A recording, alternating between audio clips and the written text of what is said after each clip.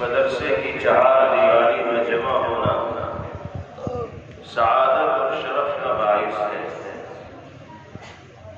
اللہ تعالی ہم سب کے اس اجتماع کو اور مل بیٹھنے کو اپنی بارگاہ میں قبولیت کا شرف نصیب فرمائے، اور اس مدرسے کو اور دیگر تمام دینی مدارس کو ہر طرح کی ترقیات سے باری تعالی مالا مال فرمائے، شرور و فتن سے محفوظ فرمائے۔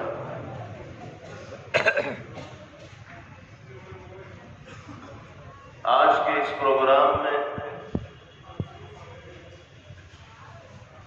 ہم سب کو جہاں اللہ رب العزت والجلال کا شکر گزار ہونا ہے،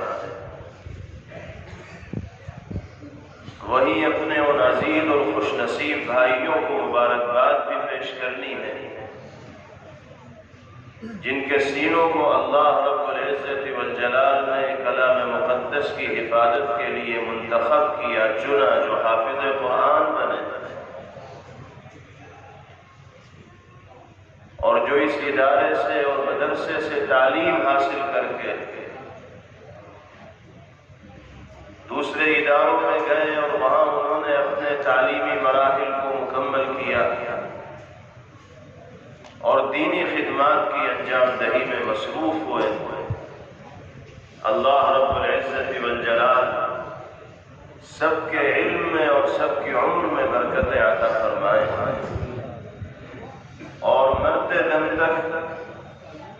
اپنی رضا اور خوشنودی کے حصول کے جذبے کے ساتھ ہم سب کو فکر مندی سے زندگی گزارنے کی توفیق مرحمت فرمائے۔ ہم یہ سمجھتے ہیں کہ اس موقع اسٹیج کے حوالے سے آپ کے سامنے جلسے کے عنوان کی مناسبت سے قرآن مقدس کی اہمیت و عظمت اور اس کے حقوق کی انجام دہی پر روشنی ڈال دی گئی ہو، اور ہر مسلمان جانتا ہے کہ اللہ نے اپنے مقدس کلام کو کن عظمتوں سے، کن رفعتوں سے اور کن بلندیوں سے مالا مال فرمایا۔ اصل چیز یہ ہے کہ ہم قرآن کے مقام و مرتبے کو سمجھ کر تاریخ میں غفلت و لاپرواہی اور کوتاہی برتی جاتی ہے، اور دیکھنے میں یہ آتا ہے کہ باپ کی آنکھیں بند ہوئی، وہ دنیا سے رخصت ہوا،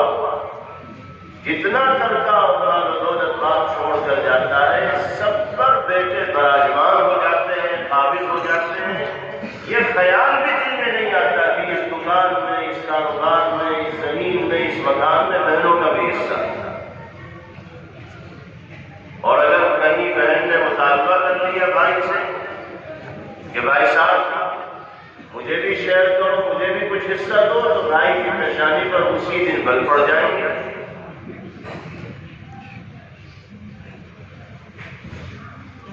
طبیعت کے اندر تغیر پیدا ہونے لگے گا، موڈ آف ہو جائے گا، بہن سے بات چیت بند ہو جائے گی، آنا جانا ختم ہو جائے گا۔ بہن یہ سوچ کر کہ کیوں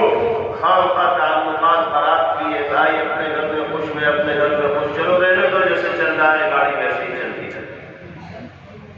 یاد رکھیے، اگر بھائیوں نے اپنی ذمہ داری کو ادا کرتے ہوئے بہنوں کا ان کا مقررہ حصہ نہ دیا تو اللہ کی نگاہ میں خائن، بے ایمان اور ظالم قرار دیے جائیں گے، اور جنت کے راستے میں اس حق کی عدم ادائیگی ان کے لیے سب سے بڑی رکاوٹ بنے۔ مرحوم کے دنیا سے چلے جانے کے بعد سب سے پہلا حق اس کے ترکے میں متعلق ہوتا ہے کہ ورثاء کو ان کا حصہ دے دیا جائے۔ اگر کسی کا قرضہ ہے تو ترکے میں سے قرضہ ادا کیا جائے، اور اس کے بعد جو ورثاء ہے ان کا جو حصہ ہے وہ ان کو بروقت دے دیا جائے۔ اس میں دیری نہ ہونی چاہیے، تاخیر نہ ہونی چاہیے۔ جتنی جلدی وراثت کی تقسیم ہو جائے گی اتنا ہی اچھا ہوگا، بہتر ہوگا مستقبل کے اعتبار سے۔ اور آج کل عجیب طرح کے جملے لوگوں کی زبان پر رہتے ہیں